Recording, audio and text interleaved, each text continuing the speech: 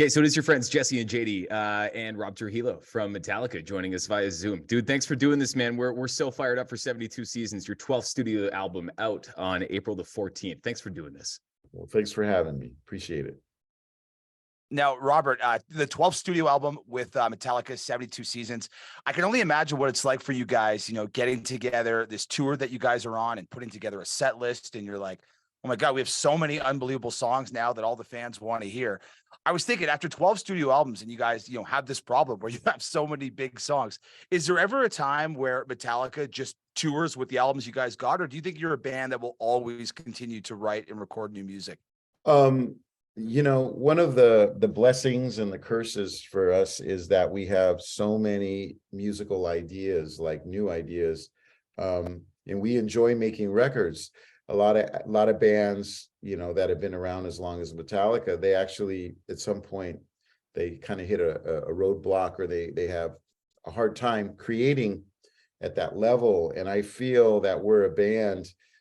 I mean, I wish we would do it more often, not have to wait so long, but we're a band that has a lot of ideas, a lot of riffs, a lot of music, and if you're looking at Kirk's, allotment of riffs, it's like hundreds, or mine, or, James, it's just like, so you can only do so much. So we actually don't have enough albums for all the ideas we have, so I would imagine, we're going to keep making new music.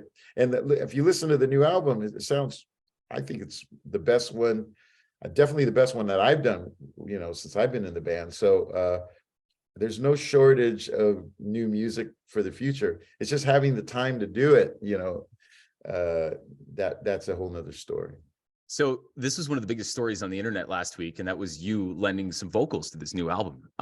Obviously a big deal to the internet. I wanted to know what that meant to you personally to provide some vocals to this new album. Well, it's huge, there's a couple moments, one in particular where I get to share that sort of that little vocal platform with James, and it's exciting for me because, I don't know, you look at your heroes, and to be able to kind of share a spotlight moment with them is a lot of fun. And even if it's brief, it's still like, we did it.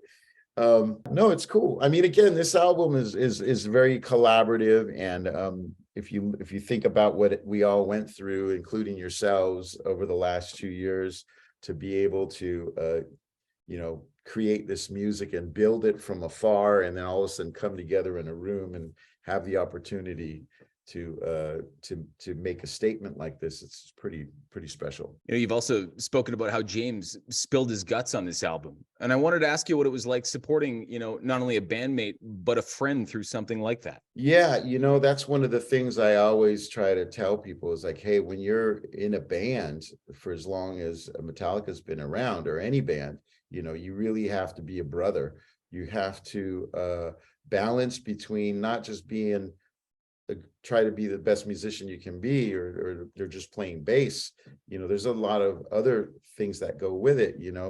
Obviously all of us have our story growing up, and for me, there were a lot of challenges with the personalities in my family and everything.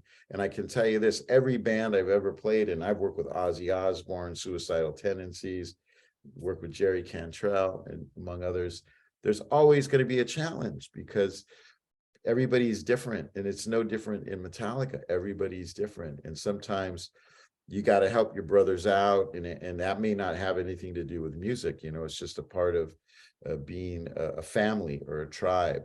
So this album also resonates all of that, energy as well, which makes it that much more special.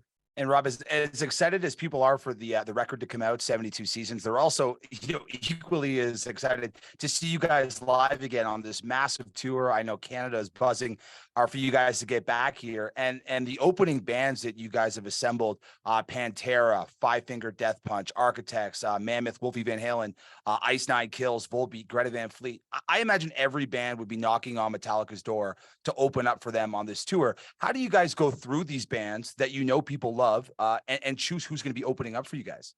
Well, that's tough because sometimes there's bands that that have kind of earned their stripes. Like Greta Van Fleet's been with us for a while.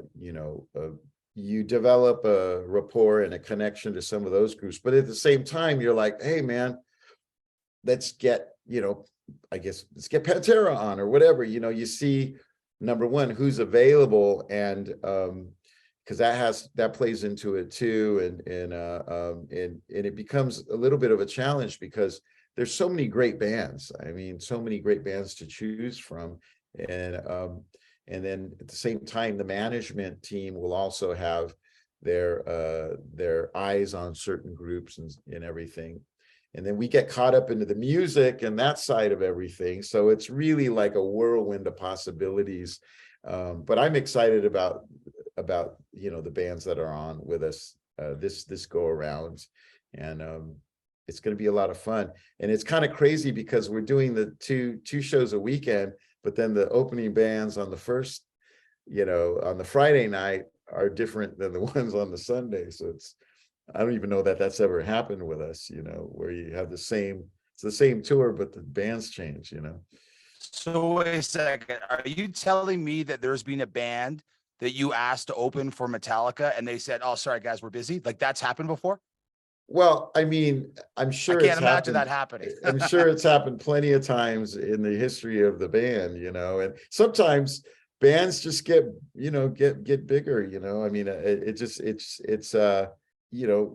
they're committed to something else or whatever. It happens, but Yeah. it's very rare. Yeah, I mean, Metallica is definitely a band that going back even from myself as a band, from Suicidal Tendencies, when we opened for Metallica, that was honestly a dream come true for myself, we're going back to 1993, and we got the call to open for Metallica, and that was like, oh my God, this is huge.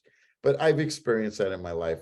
When I was in the Infectious Grooves, we got the call to open for Ozzy Osbourne in 1991, and that was like a dream come true. And it's the same with Metallica. Metallica got the call to open for Ozzy, back in the 80s, and that, doors open for bands when they get opportunities to open for groups like Metallica. It's just a part of the journey.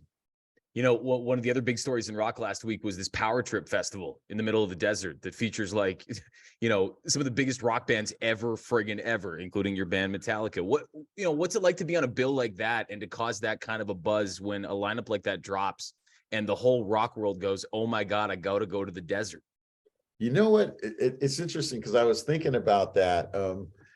You start to kind of look back in your early years. It's an automatic thing. Automatic. I'm sure you can imagine. So you're like, man, wait a minute. Hold on a second. I remember, when I was 16 and I was playing in backyard parties and we were playing Iron Maiden songs, or we were playing, Ozzy songs or Sabbath songs, or just looking back. And then, some of your friends, like I'm really good friends with the guys in Tool. I mean, Justin, Chancellor lives in my neighborhood actually. And I see him around, we live in an area called Topanga Canyon, which is kind of a small community. And sometimes we hang out, our families hang out, whatever. But now we're going to be, sharing the same weekend together. So that's also cool.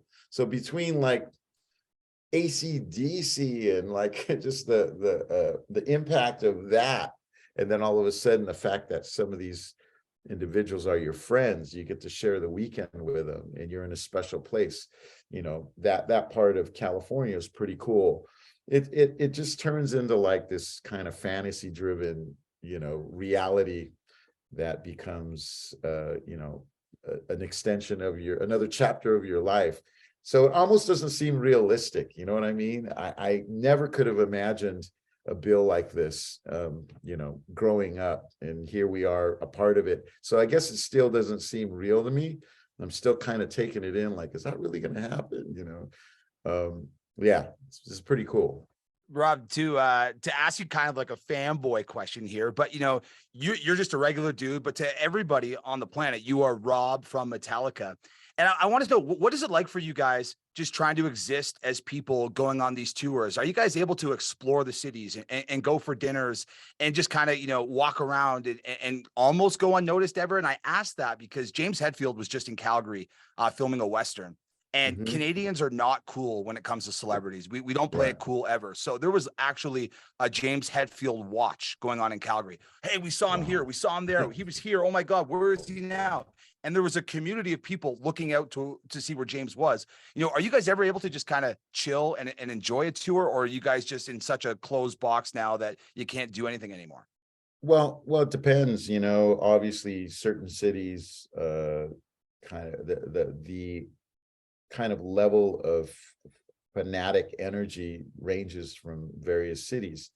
There's certain cities where we can't get out of the hotel, it's like, it's not easy to get out of the hotel. But, part of the excitement of touring is experiencing, the cities and the restaurants. And, we love that part of it. We like to get out and enjoy the outdoors and see some of the sights. And it's important, I think, for the fans to hopefully respect us, and respect James. He's trying to have a good time, and he's trying to enjoy, these cities and their cities, and celebrate, Metallica's music, but also celebrate the city itself and get to know it, and see the sights, enjoy the cuisine, all that kind of stuff. That's really a great gift that we are able to have in our career. And like Kirk and I, we're avid surfers.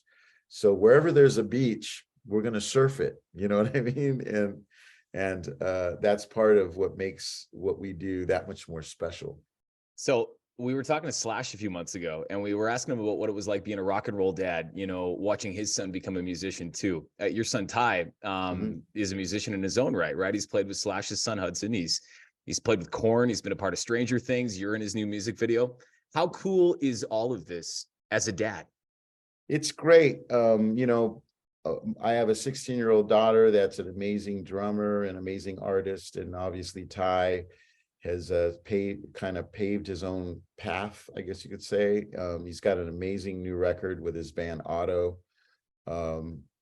It's really a blessing, because I never would force music on my kids, or what I do. Obviously, music is a very special thing, but it's also, it's I'm happy that they play. It's a therapeutic. It's a great release. It is a beautiful gift. Some parents would say, "Oh my God, my son's a musician," or whatever. Not, I wish he was a doctor, or a dentist, or whatever. But for me, we're in the same house, and I hear him playing guitar, coming up with riffs and bass lines and trap beats and everything. And he's been doing that since he was a kid, since he was younger. He's 18 now. And to see, last night I was listening to his album in the car for the first time, and I was freaking blown away, man. I was like, wow, the arrangements and the riffs and all the parts and the melodies, and it was very mature in the right ways. So he's a true pro at it, and he's, like you said, he's been toured with Korn when he was 12, so he knows what he's doing, and he's chosen his path, and I'm grateful for that. And it's kind of like in our house, it's crazy because you've got music coming out from four corners. Everybody's got their own thing, and they're recording, and my wife sings, and she's creative as well. So you've got all this, got drums on one side, and then you've got like Ty playing guitar and bass or writing something on the other corner, and then I'm on the piano messing around or trying to play new Metallica stuff. So I call it the crazy house where we live. People must drive by and go, "Oh my God, what's going on in there?" Rob, my last question for you, man. And like I said, we've been talking about the album 72 Seasons. All your fans are excited about that. They're excited about this tour. I just want to give you a second to maybe talk a little bit, if you wanted, about the All Within My Hands charity that your band has and how many people you guys have helped all around the world, different causes, families, kids, countries, sometimes even. You know, how important was that for Metallica to start a charity and then give back to their fans in a different way? Well, it's very important, as we've become more successful in our careers, what a better thing to do than to try to help, the local, well, I was going to say the local community, but I mean, people from all over the world, it's like we roll into a town, we've got the success with ticket sales. Well, let's give some of that. Let's help with the food banks. Let's also step beyond that and help with careers. Sometimes people just need to find a career path. Well, if we can help people learn a trade, whether it's learning to weld or just grow into a profession that will help them in their career path, I'm all for it. We're all for it. It's one of the more sort of beautiful things that as a band we've been able to channel some of our energy and our again, some of that success in terms of giving back to the communities and helping pave new lives. You can only do the best you can. As in our world today, there's so many challenges for individuals all across the board. It's never going to be easy. But I always like to hope and think that we can motivate people to try and have a better life and become the best person they can be. That's really important. What I always tell my kids is never phone it in because in anything you do, whether you're painting curbs or whether you're playing on the big stage or playing in a bar or building houses. I used to build houses before I became a full-time musician.